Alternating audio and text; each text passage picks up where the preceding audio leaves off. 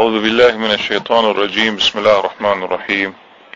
الحمد لله رب العالمين، والصلاة والسلام على أشرف الأنبياء والمرسلين محمد بن عبد الله صلوات الله وسلامه عليه وعلى آله وصحبه أجمعين. أما بعد، همیشه برادرها قضای اختلافات فقهی که است و من اختلاف در مسائل شرعی که اختلاف پیدا میشه بگی خوب متوجه باشیم نه یک مقدمه بعد از مقدمه باز به چیز داخل میشیم بازی قضیه رو تحقیق میکنیم.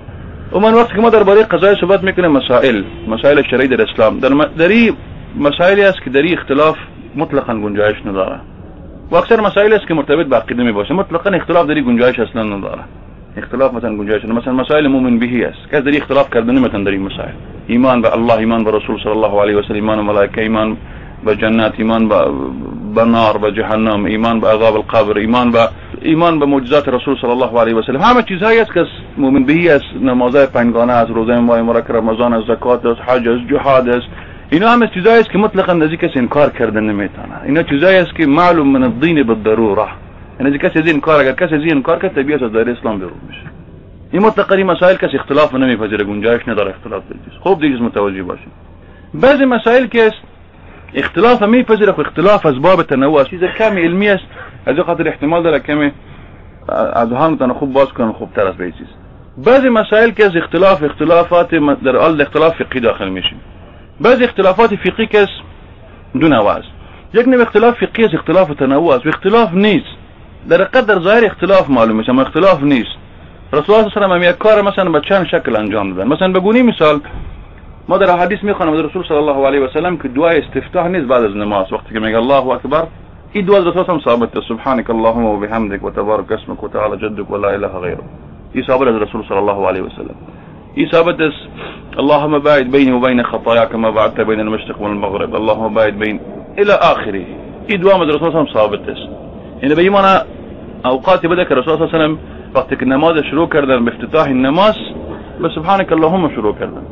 اوقات بده که رسول الله نماز شروع کرد اللهم باعد بيني وبين خطاياك كما بعدت بين المشرق والمغرب. یه حدیث مطلقاً ثابت رسول الله. این اختلاف تنوع به ایمان که اگر کسی این کار کرد دری کدام مطلقاً اشکال نیست. دری راجح و مرجوح نیست، دری قوی و ضعیف نیست. خوب بعد داشتم قوی ضعیف در وجود نداره. اساساً خودش کار کرده با اشکال مختلف. مثلا نماز وتر بعض از علما نماز وتر 1 رکعت، 3 رکعت، 5 رکعت، 7 رکعت، 9 رکعت، 11 رکعت، 13 رکعت از رسول الله ثابت است و با اشکال مختلف ثابت است. مثلا بگونیم مثلا این 3 رکعتی که معمول به است که ما مثلا میخوانیم اکثر برادران میخوان همین 3 رکعت به یک سلام خوانده شده، مثل قال معمول برادران این شکل مثلا میخوان این 3 رکعت با 2 سلام خوانده شده، این 3 رکعت با 1 تشهد خوانده شده، این 3 رکعت با 2 تشهد خوابی برنده تمام این 3 رکعت که 4 نوع است. ویز رسول الله صلی الله علیه و ثابت است. از این خاطر وقتی میگم ثابت به ایمان است اگر کسی هر نوع وتر ادا میکنه دری کدام اشکال نیست، دری قوی ضعیف نیست. اساسا هم خودش مختلف حالات به شکل خوانده. مثلا وتر همین شکل مثلا دعای تشهد نیست در نماز. این تشهد که شما میگم تشهد ابن مسعود است رضی الله عنه. دیگر روایت هم مثلا داره که رسول الله صلی الله علیه و خوانده. این به نام اختلاف تنوع در اسلام میگن. اختلاف پذیرفته میشه تنوع است. رسول الله خودش تنوع کرده به این چیز. تنوع رسول الله صلی الله علیه و سلم کرده به چیز مطلقاً. خب این دلالت خود به این میکنه که انسان چی است بسیار به شکل عمیق به حدیث رسول صلی الله علیه و سلم ببینه. به این خاطر اگر کسی اینطور دید نداشته باشه و احتمال داره که به می چیز بگه نه این وتر قوی سی وتر ضعیفه، در حالی که نه. وقتی که اساسا هم همگی اعمال ثابت باشه که به خوانده باشه دلالت به این میکنه در این صحیح ضعیف نیست، در این فقط تنوع هست. یعنی به این اختیار رسول الله صلی الله علیه و اگر کسی به این شکل خوانه یا به این شکل خوانه کدام اشکال نداره. سوم او اختلاف فقهی است برادران که در او حتما قوی و ضعیف وجود داره.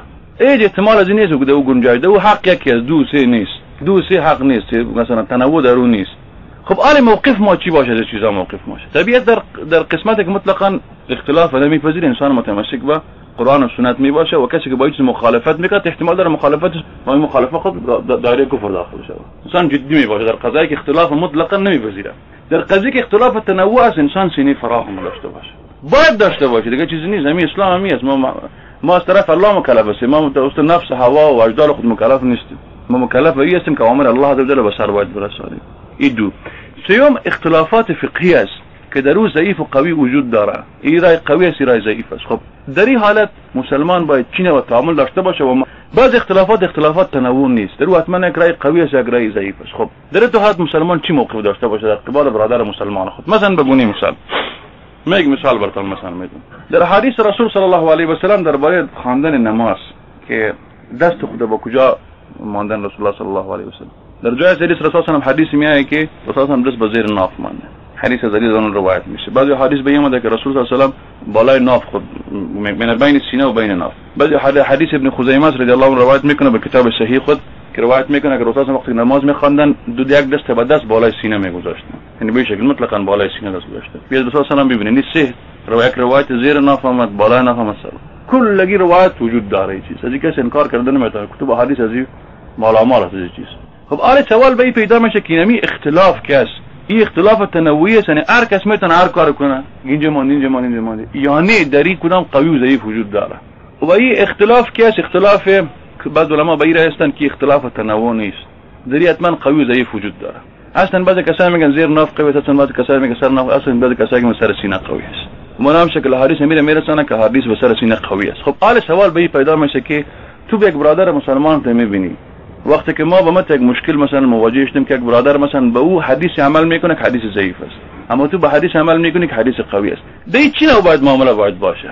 معامله برادری است که در قضایای فقهی وقتی که اختلاف گنجایش داره، خصوصا در مسائل قوی و ضعیف، در تو حالت که برادرها ما بالای برادر مسلمان خود انکار نمیکنیم. انکار به ایمان که یک چیز منکر نیست که موضوع ما نکنیم. دو چیز به نام قدرت دشمنی در قلب خود باید مسلمان باید در قلب خود باید جا باید نسازه. سوم اگر مناقشه صورت میگیره در یک فضای اخوت برادری صورت میگیره، در یک فضای اخوت و برادری مناقشه صورت میگیره، در پیش جهال نه. ما فعلا مشاهده میکنیم در پاکستان ها شما در پشاور چی است مناظره بین دو نفر صورت میگیره، کل جاهلا را جمع میکنه. جاهلایی که مطلق نمیفهمن که همین حدیث چه قسم نوشته میشه. حدیث با سین نوشته میشه، با صاد، با الف نوشته میشه، با هی الوا. اونا را جمع میکنن. اونا به این فکر هستن که فقط دیدن کی زیاد چیخ میزنه، کی خوب الفاظ عربی را استعمال میکنه، میگه بس این برد خلاص. زمون شیخ وایدان وقت واسه میفرمایید بینو شیخ چه قسم میدان این خود دلایل شرعی است. یخو ما به این میبینیم که ما با قوت و با ضعف ادله میبینیم. ما به این مکلف به این نیستیم که ما لحن و ادب یک نفر ببینیم که چه قسم یک نفر صحبت میکنه. ما خو نیست یک نفر سخنان بیار ما صحبت کنه. واسه خاطر ما برادرها به هستیم که وقتی قضای فقهی ما داخل میشیم در اختلاف قضای فقهی داخل شدیم، مثلا ما در این شک نیست مثلا به هستیم که بعض قضایا کس در او اختلاف وجود داره، قوی و ضعیف در آراء است. مثلا ما برای قوی متمسک هستم نظر به دلیل خود. برادر مثلا احتمال داره فهم نداشته باشه، اگر فهم مثلا داشته باشه میشه باش مناقشه صورت بگیره. ما در یک فضای اخوت حتی ولو را قبول هم نکرد دلیل ما را متمسک به دلیل خود شد، دلالت بین نمیکنه که ما بین ما دشمنی باشه. از این خاطر میشه برادر باید داشته باشیم قضیه ولا برا که مطرح در اسلام ای با کفار و یهود و نصارا هست، یا در بسیار جاها کس در قضیه فساق و فجار کس حجر است. یک نفر حجر انسان میکنه با سلام علیکی نمیکنی در قضیه فساق و فجار میه.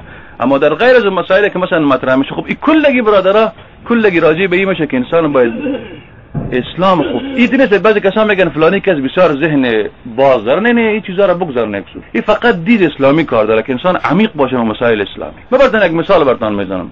به این مثال بعد ان شاء الله داخل میشیم به این چیز. رسول الله صلی الله علیه و سلم در وقت غزوه بنو قریظه بعد از غزوه احزاب مردم بعد مجرد غزوه احزاب پایین خاتمه آدم میشه والله در مسلمانان از شر مشرکین نجات میده. رسول الله چند نفر مکلف میکنن صحابه که به سوی بنو قریظه حرکت کنن، به سوی یهودا.